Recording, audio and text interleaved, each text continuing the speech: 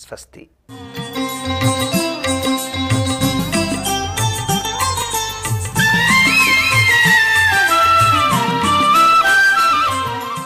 నమస్కారం. దైనందిన జీవితంలో మహాలక్ష్మీదేవి యొక్క అనుగ్రహాన్ని సులభంగా పొందటానికి, అష్టైశ్వర్యాలను సిద్ధింపజేసుకోవటానికి మంత్రశాస్త్రపరంగా కొన్ని మంత్రాలను జపం చేసుకుంటూ కొన్ని ప్రత్యేకమైనటువంటి సూచనలు కూడా పాటించినట్లయితే సకల దారిద్ర్య బాధలను నివారింపజేసుకొని ధనలక్ష్మీదేవి యొక్క అనుగ్రహాన్ని చాలా సులభంగా పొందవచ్చు. ప్రతి నెలలో పౌర్ణమి తిథి నాడు రావి చెట్టులోకి మహాలక్ష్మీదేవి ప్రవేశిస్తుందని శాస్త్రాల్లో వర్ణించారు. అందువల్ల పౌర్ణమి తిథి రోజు రావి చెట్టు దగ్గరకు వెళ్ళి దీపాలు వెలిగించటం, రావి చెట్టు చుట్టూ ప్రదక్షిణలు చేయటం ద్వారా లక్ష్మీ కటాక్ష సిద్ధిని సులభంగా పొందవచ్చు. అలాగే పౌర్ణమి తిథి నాడు ఒక రావి ఆకుని తీసుకొని ఆ రావి ఆకును శుభ్రంగా నీళ్లతో కడిగి దాని మీద కుంకుమతో శ్రీరామ అని వ్రాయాలి. దాని మీద శనగపిండితో తయారు చేయబడినటువంటి ఒక లడ్డూను ఉంచాలి. ఆ లడ్డూను ఎక్కడైనా హనుమంతుడి ఆలయంలో కానీ లేదా హనుమంతుడి విగ్రహం పాదాల చెంత కానీ ఉంచాలి. ఇలా చేస్తే మహాలక్ష్మీదేవి అనుగ్రహాన్ని చాలా సులభంగా పొందవచ్చు.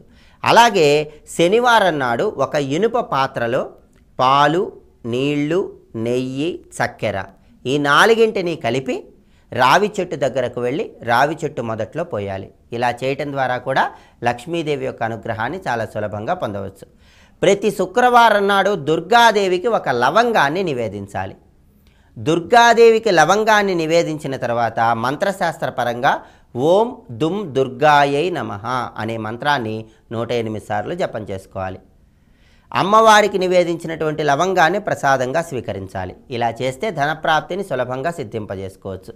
అలాగే ప్రతి ఆదివారం నాడు ఆవుకి బెల్లం తినిపించటం లేదా బెల్లంతో తయారు చేయబడినటువంటి ఆహార పదార్థాలు తినిపించటం, ప్రతి బుధవారం నాడు ఆకలిగా ఉన్నటువంటి వ్యక్తికి భోజనం ఇవ్వటం ద్వారా కూడా గ్రహదోషాలను తొలగింపజేసుకొని లక్ష్మీ కటాక్ష సిద్ధిని సులభంగా పొందవచ్చు. అదేవిధంగా ప్రతిరోజు కూడా ఉదయం నిద్ర లేవగానే మీ గృహంలో గడప మీద 2 పాల చుక్కలు వేయండి. మీ గృహం ప్రతిరోజు కూడా ఉప్పు కలిపినటువంటి నీటితో అలా శుభ్రం చేయించండి. ఇలా చేయించడం ద్వారా కూడా మహాలక్ష్మీదేవి యొక్క ఆగమనం చాలా సులభంగా ఉంటుంది. మీకు వీలైనప్పుడల్లా మనసులో శ్రీం శ్రీం శ్రీం శ్రీం అనుకుంటూ ఉండండి. ఇలా చేస్తే కూడా లక్ష్మీ కటాక్ష సిద్ధిని చాలా సులభంగా పొందవచ్చు. మీకు వీలైనప్పుడల్లా ఎక్కడైనా పనస చెట్టు ఉంటే ప్రత్యేకించి శుక్రవారం వీలు కాని పక్షంలో ఏ రోజైనా సరే పనస చెట్టు దగ్గరకు వెళ్ళి పనస చెట్టు మొదట్లో నీళ్లు పోయండి. పనస చెట్టు మొదట్లో నీళ్లు పోయటం ద్వారా కూడా లక్ష్మీదేవి యొక్క అనుగ్రహాన్ని చాలా సులభంగా పొందవచ్చు. అలాగే ప్రతిరోజు కూడా మీరు సూర్యభగవానుడికి అర్ఘ్యం ఇస్తున్నప్పుడు 21 ఎండు మిరపకాయ గింజలు ఆ నీళ్లలో వేసి సూర్యభగవానుడికి అర్ఘ్యాన్ని సమర్పించండి. ఇలా చేస్తే మీకున్నటువంటి బాధలన్నీ కూడా తొలగించబడి లక్ష్మీదేవి యొక్క అనుగ్రహాన్ని పొందటానికి, ఉద్యోగంలో ప్రమోషన్లను సిద్ధింపజేసుకోవడానికి అవకాశం ఎక్కువగా ఉంది. అలాగే బుధవారం నాడు శ్రీ మహావిష్ణువు చిత్రపటం ముందు నేతి దీపాన్ని వెలిగించండి. అంటే ఆవు నెయ్యితో విష్ణుమూర్తి చిత్రపటం ముందు దీపం పెట్టండి. ఆ దీపంలో ఒక యాలక్కాయ వేయండి. అంటే యాలక్కాయ వేసినటువంటి నేతి దీపాన్ని బుధవారం నాడు శ్రీ మహావిష్ణువు చిత్రపటం ముందు వెలిగించాలి. ఇలా చేస్తే కూడా లక్ష్మీదేవి అనుగ్రహాన్ని చాలా సులభంగా పొందవచ్చు. ప్రత్యేకంగా బుధవారం నాడు శ్రీ మహావిష్ణువు చిత్రపటానికి పసుపచ్చటి పూలమాలను అలంకరించడం, అదేవిధంగా స్వామివారికి చక్కెర పొంగల్ నివేదించి దాన్ని ప్రసాదంగా స్వీకరించడం ద్వారా కూడా లక్ష్మీ కటాక్ష సిద్ధిని సులభంగా పొందవచ్చు. అలాగే ప్రత్యేకంగా మీకు వీలైనప్పుడల్లా మారేడు దళం మీద గంధం రాయండి. మారేడు దళం మీద గంధం రాసి లక్ష్మీదేవికి సమర్పించండి. సోమవారం నాడు ప్రదోష సమయంలో మారేడు దళం మీద గంధం రాసి నమశివాయ అంటూ శివుడిని స్మరించుకుంటూ పరమేశ్వరుడి శివలింగానికి ఆ మారేడు దళం అలంకరించండి.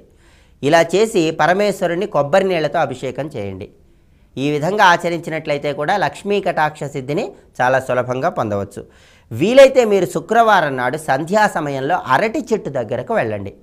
అరటి చెట్టు మొదట్లో పసుపు కుంకుమ కలిపినటువంటి నీళ్లు పోయండి.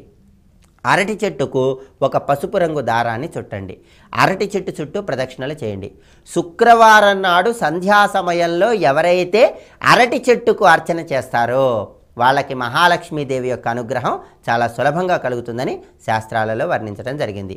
ఈ సూచనలన్నీ పాటిస్తూ మంత్రశాస్త్ర పరంగా ప్రత్యేకంగా దుర్గాదేవికి శుక్రవారం నాడు ఒక లవంగాన్ని నివేదించి ఓం దుమ్ దుర్గాయై నమః అనేటటువంటి మంత్రాన్ని జపం చేసినట్లయితే, ఆ తర్వాత ఆ లవంగాన్ని ప్రసాదంగా స్వీకరించినట్లయితే మహాలక్ష్మీదేవి యొక్క అనుగ్రహాన్ని చాలా సులభంగా పొందవచ్చు. ఈ సూచనలు పాటించండి, మంత్రజపం చేయండి. అష్టదారిద్ర్య బాధలను నివారింపజేసుకొని అష్టైశ్వర్య సిద్ధికి నాంది వాక్యం పలికి మహాలక్ష్మీదేవి యొక్క పరిపూర్ణమైనటువంటి కరుణా కటాక్ష వీక్షణాలకు పాత్రులు కండి. సర్వే జనాః సుఖినో భవంతు.